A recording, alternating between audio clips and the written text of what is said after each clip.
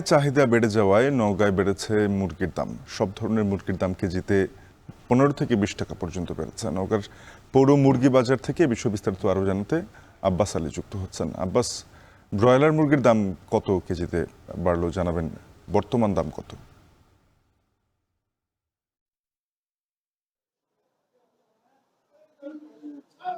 শাফিন, গত 1 মাস থেকেই মুরগির দাম বাড়তে শুরু করেছে, অর্থাৎ বাজারে সরবরাহ এবং চাহিদা বেড়ে যাওয়ার কারণেই বলা যায় যে মুরগির দাম বেড়েছে। মুরগির দামের কথা যদি বলে, যে এখানে ব্রয়লার মুরগি গত 1 মাসের ব্যবধানে বেড়েছে কেজিতে 15 থেকে 20 টাকা, অর্থাৎ এই দাম বাড়ার পর এখন বিক্রি হচ্ছে 150 থেকে 170 টাকা পর্যন্ত। এছাড়া অন্য যে মুরগিগুলো রয়েছে, BB3 220 থেকে 250 টাকা কেজি, পাকিস্তান 250 থেকে 270 টাকা কেজি, সোনালী জাতের মুরগি বিক্রি হচ্ছে 260 টাকা কেজি, এবং দেশীয় যেসব মুরগি রয়েছে সেগুলো 500 টাকার উপর বিক্রি হচ্ছে।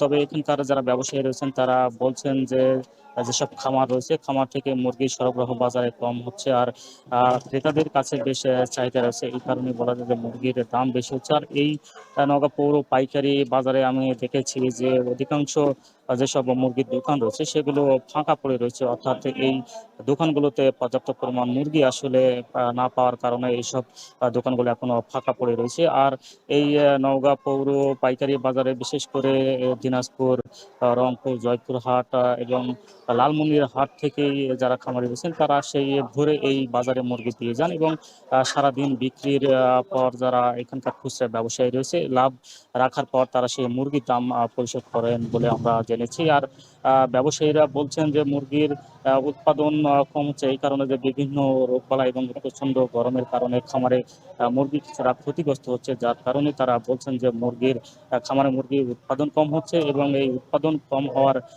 কারণে বাজারে পর্যাপ্ত পরিমাণ তারা সরবরাহ করছে না। আর এই কারণেই বলা যায় যে বাজারে সরবরাহ কম থাকার কারণে বেড়েছে মুরগির দাম। তো এই ছিল আমার কাছে মুরগির দর দাম নিয়ে সব শেষ। নওগাঁ থেকে শকুন আব্বাস আলী জানাচ্ছিলেন মুরগির বাজার নিয়ে। এখন সকালে নিচ্ছে আরো একটি বিরতি, একটু পর ফিরবো আবারও সাথে।